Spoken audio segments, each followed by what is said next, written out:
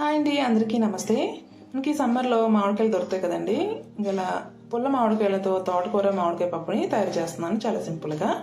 ఇక నేను ఈరోజు అయితే సోమవారం కదా, స్పెషల్గా మామిడికాయ తోటకూర పప్పుని తయారు చేస్తున్నాను. ఇక తయారీ విధానం చూసేద్దాం. మరి ఇక్కడ ముందుగా ఒకటి చిన్న తోటకూర కట్టండి. ఇంక ఇలా ఒక 2 పుల్లటి మామిడికాయలు, పచ్చి మామిడికాయలు ఇవి.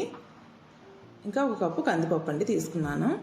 ఇక్కడ తోటకూర అయితే ఇలాంటిది దొరుకుతాయండి మా దగ్గర అయితే. ఇంకా చూడండి, కందిపప్పు అయితే 1 కప్పుని నేను ఇక్కడ కుక్కర్లో అయితే వేసి 2-3 సార్లు కడిగి పెట్టేసుకున్నాను. ఇంకా అలాగే ఇక్కడ తోటకూర కూడా అదేవిధంగా 2 సార్లు కడిగి పెట్టేసుకున్నాను. ఇక్కడ మాకు ఇలాంటి తోటకూర దొరుకుతుందండి. ఇంకా కాబట్టి ఇంకేదైతే ఇంకా తిన్నాను కదా, కాబట్టి ఇంకా ఇది శుభ్రంగా కడిగి పెట్టేసుకుని చిన్న ముక్కలుగా అయితే కట్ చేసుకుందాం. ఇంకా ఈలోగా అయితే ఇంకా ఉల్లిపాయ అండి సన్నగా కట్ చేసుకుంది. ఇంకా అలాగే టమాటా, పచ్చిమిరపకాయలు కొంచెం, ఈ 3 అన్నీ కట్ చేసుకొని ఇక్కడ పప్పులో అయితే వేసుకున్నానండి. ఇంకా స్టవ్ మీద అయితే పెట్టేసుకున్నాను కుక్కరు. ఇంకా అలాగే సరిపడేలా నీరు అయితే ఉడికించుకోవడానికి వేసుకున్నాను.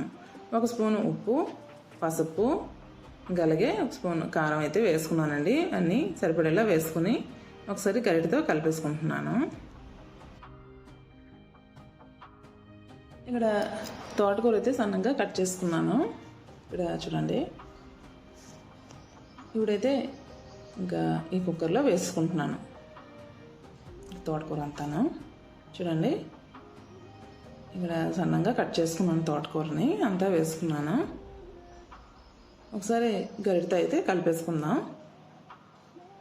ఇలా చూడండి, ఇంకా ఈ విధంగా అండి అన్నీ కలిపేసుకొని ఇంకా చూడండి, ఈ విధంగా కాస్త వేడి తగలగా కాస్త దగ్గరగా అయిపోయింది తోటకూర అంతాను.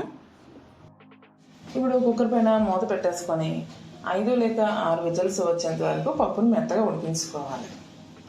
ఇంకా తర్వాత ఉడికిపోయిన తర్వాత స్టవ్ ఫ్లేమ్ అయితే ఆఫ్ చేసుకొని ఇంకా కుక్కర్ చల్లగైన తర్వాత లోపల గ్యాస్ బయటకు వచ్చేంత వరకు ఇంకా చూసి కుక్కర్ మూత తీసుకొని చూసినట్లయితే ఇక్కడ చూడండి, గడితో కలుపుతున్నట్టయితే ఇంకా పప్పు అయితే ఉడికింది.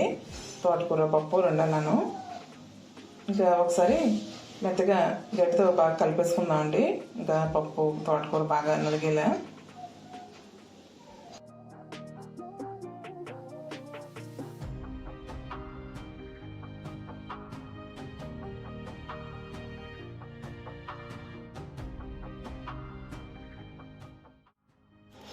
ఇక్కడ చూడండి, గడ్డితో బాగా ఇంకా నలుపుకున్నాను. ఈ విధంగా ఇంకా తోటకూర ఆకులు అంతా రేగి కందిపప్పు కూడా మనకి ఎక్కడ బద్దలుగా లేదండి, బాగా ఉడికిపోయేవి తోటకూర కందిపప్పు కూడా.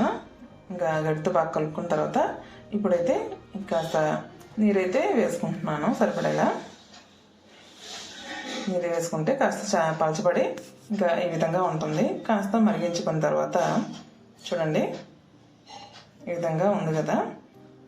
ఇంకా ఇప్పుడైతే ఈ పప్పుకి తాలింపు పెట్టుకుందాం. ఇప్పుడు కాస్త పొంగొచ్చింది కదా, ఇప్పుడైతే తాలింపు పెట్టేసుకుందాం. పక్కన స్టవ్ వెలిగించి కడాయి పెట్టేసుకొని కాస్త 2-3 స్పూన్లు అండి ఇంకా నూనె అయితే వేసుకున్నాను. ఇంకా అలాగే 1 చిన్న టీ స్పూన్తో ఆవాలు వేసుకొని చిటపట్లాడిన తర్వాత ఇక్కడ జీలకర్ర, కరివేపాకు, వెల్లుల్లి రెబ్బలు దంచి పెట్టుకునేవి, ఎండుమిరపకాయలు ఇవన్నీ తాలింపులో వేసి ఒక 2 నిమిషాలు వేగించుకోవాలి.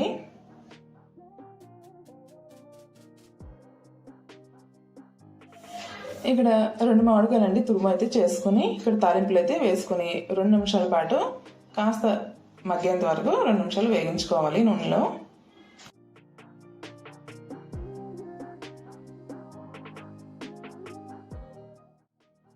మామిడికాయ తురుము నూనెలో కాస్త వేగించుకున్న తర్వాత 1/2 స్పూన్ వరకు ఇంగువ పొడి, ఇంకా 1 స్పూన్ వరకు సాంబార్ పొడి అండి ఇది ఇంకా వేసుకొని, ఇంకా అలాగే 1 టీ స్పూన్ వరకు కొంచెం కారపొడి వేసుకొని ఒకసారి గరిటెతో కలిపేసుకుందాం. చూడండి, ఇంకా ముందైతే వేసుకున్నాను కారపొడి కూడా ఇంకా మనం పప్పులు ఉడికించుకున్నప్పుడు. ఇక్కడైతే కాస్త తక్కువ వేసుకున్నాను. నూనెలో వేసుకున్నట్లయితే కాస్త కలర్ కోసం అండి ఇందులో వేసుకున్నాను. ఇంకా ఒకసారి వేసుకుని అంత గరిటెతో బాగా కలిపేసుకోవాలి.